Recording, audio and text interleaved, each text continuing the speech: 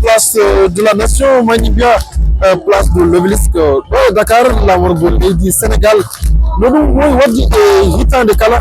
ko yumba ha heewa ngarat do ngamni wayno dirdi hitande wonane nde ko non kiri jabbari hitande arore nde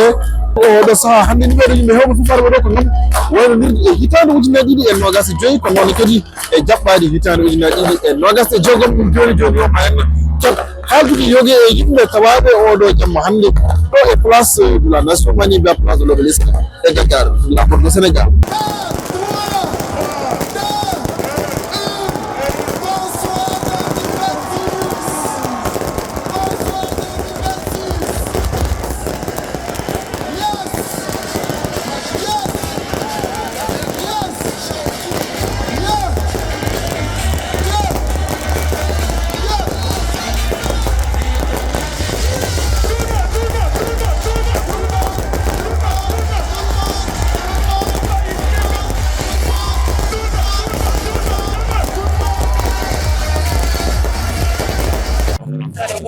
minen arno hannde parade de l'obélisque waɗugol feete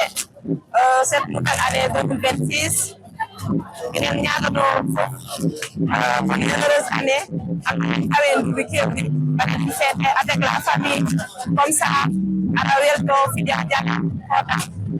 Allah yo 2026 ɓuranen 2025 mo mi yetti affaire o weli machallah a yimɓe fof kawri tan e gara ɗum kay no weli machallah